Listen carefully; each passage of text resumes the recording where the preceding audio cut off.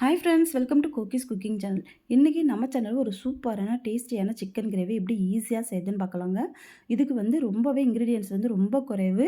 இந்த இந்த style chicken நீங்கள் வீட்டில் செஞ்சு கொடுத்தீங்கன்னா திரும்ப திரும்ப கண்டிப்பாக செய்வீங்க. இப்போ இந்த சிக்கன் கிரேவி எப்படி செய்யுதுன்னு பார்க்கலாம். ஃபஸ்ட்டு ஒரு பான் வச்சுக்கலாம். அதில் ஒரு 5 வரமிளகாய் சேர்த்துக்கோங்க. அது கூடவே ஒரு 6லேருந்து 7 முந்திரி சேர்த்துக்கலாம். இப்போ இது நல்லா ட்ரை ரோஸ்ட் பண்ணிக்கோங்க. ஒரு 2 நிமிஷத்துக்கு வறுத்தா போதும். இப்போ ரோஸ்ட் ஆகிடுச்சு. இப்போ இது ஒரு மிக்ஸி ஜாரில் நம்ம மாற்றிக்க போகிறோம். இது கூடவே ஒரு 2 தக்காளி நான் ஒரு பெரிய சைஸ் தக்காளி 2 தக்காளி கட் பண்ணி இதில் சேர்த்து இது நல்லா ஒரு பேஸ்ட்டாக நம்ம அரைச்சி எடுத்துகிட்டு வந்துடலாம். இப்போ இந்த சிக்கன் கிரேவிக்கு பார்த்திங்கன்னா இந்த ஒரு பேஸ்ட் தான் நமக்கு கிரேவியாக நம்மளுக்கு சூப்பராக கிடைக்க போகுது. இந்த டேஸ்ட் பார்த்திங்கன்னா அவ்வளோ சூப்பராக இருக்கும். இது கண்டிப்பாக நீங்கள் இந்த மாதிரி செஞ்சு பாருங்கள். திரும்ப திரும்ப செய்வீங்க கண்டிப்பாக. இப்போ பாருங்கள், இது பேஸ்ட் நம்ம அரைச்சி எடுத்துகிட்டு வந்தாச்சு. இது அப்படியே இருக்கட்டும். இப்போ அதே பேனில் ஒரு 3லேருந்து 4 ஸ்பூன் அளவுக்கு நம்ம எண்ணெய் சேர்த்துக்க போகிறோம். இப்போ எண்ணெய் சூடானதுமே அதில் பட்டை, கிராம்பு, கொஞ்சமாக ஒரு 1/2 டீஸ்பூன் அளவுக்கு சோம்பு இது பொரிஞ்சதுமே ஒரு 2 வெங்காயம் பொடியாக கட் பண்ணி வச்சுருக்கிற வெங்காயம் நம்ம இதில் சேர்த்துக்கலாம்.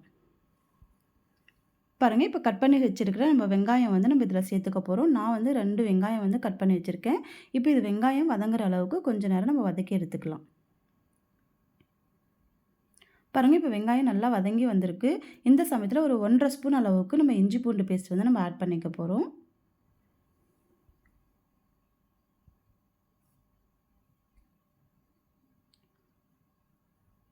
நான் 1/2 கிலோ அளவுக்கு சிக்கன் எடுத்திருக்கேன். அதுக்கான குவான்டிட்டி 2 வெங்காயம், ஒரு 1 1/2 ஸ்பூன் அளவுக்கு இஞ்சி பூண்டு பேஸ்ட் சேர்த்துருக்கேன். உங்களுக்கு குவான்டிட்டிக்கு தகுந்த மாதிரி நீங்கள் மசாலா ஆட் பண்ணிக்கோங்க. இப்போ பாருங்கள், நம்ம இஞ்சி பூண்டு பேஸ்ட் நல்லா ஒரு பச்சை வாசனை போகிற அளவுக்கு கொஞ்சம் நேரம் நம்ம வதக்கி எடுத்துக்க போகிறோம்.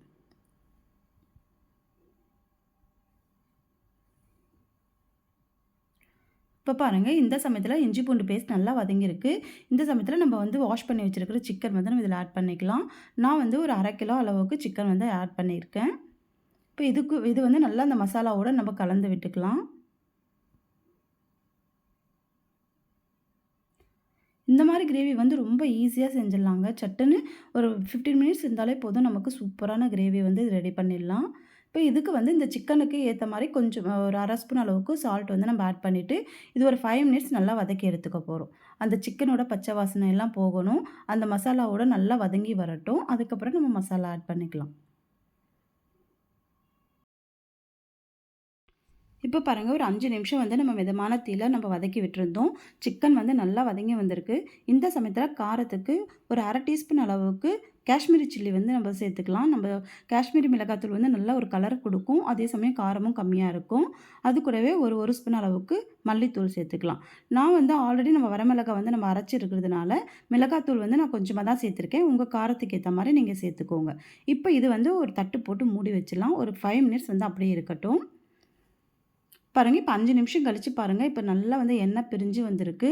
அந்த மசாலாவோட சிக்கனும் நல்லா வெந்து வந்திருக்கு. இந்த சமயத்தில் நம்ம அரைச்சி வச்சுருக்கிற பேஸ்ட் நம்ம இதில் ஆட் பண்ணிக்க போகிறோம்.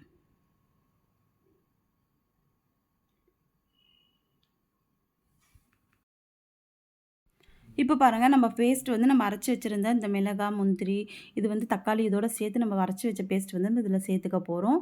இது கூட தண்ணி எதுவும் சேர்க்க வேணாம். தேவைப்பட்டால் நீங்கள் அந்த மிக்ஸி கழுவின தண்ணி கொஞ்சமாக சேர்த்துக்கோங்க. மற்றபடி இதில் நிறைய தண்ணி சேர்க்க வேணாம். தண்ணி சேர்த்துட்டிங்கன்னா அந்த ஒரு டேஸ்ட் நம்மளுக்கு மாறிடும். இப்போ பாருங்கள், இப்போ இது நல்லா கலந்து விட்டுட்டு ஒரு 5 மினிட்ஸ் ஒரு தட்டு போட்டு நம்ம மூடி வச்சிடலாம். அப்போ தான் அந்த மிளகாயோட ஃப்ளேவர், அந்த முந்திரியோட ஃப்ளேவர் இதெல்லாமே நம்ம சிக்கனில் இறங்கி செம்மையாக சூப்பராக இருக்கும் சாப்பிட்றதுக்கே. இப்போ பாருங்கள், ஒரு 5 மினிட்ஸ் ஆகிடுச்சு. சூப்பராக எண்ணெய் பிரிஞ்சு வந்திருக்கு பாருங்கள். பார்க்கும்போதே அவ்வளோ சூப்பராக இருக்குது. இப்போ இதை கொஞ்சம் கலந்து விட்டுக்கலாம்.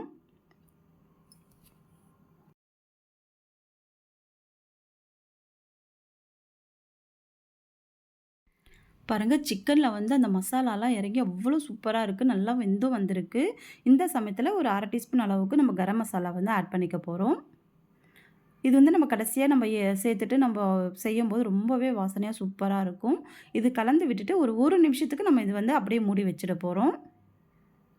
இது நம்ம கலந்து விட்டுக்கலாம். பார்க்கும்போதே பாருங்கள், அவ்வளோ கலர்ஃபுல்லாக இருக்குது. நம்ம சாதாரணமாக மிளகாத்தூள் போட்டு நம்ம செய்வோம். நீங்கள் இந்த மாதிரி வரமிளகாவை வதக்கிட்டு நீங்கள் அரைச்சி செய்யும்போது அவ்வளோ சூப்பராக இருக்குங்க. டேஸ்ட் நீங்கள் கண்டிப்பாக இது ஒரு வாட்டி நீங்கள் கண்டிப்பாக ட்ரை பண்ணி பாருங்கள்.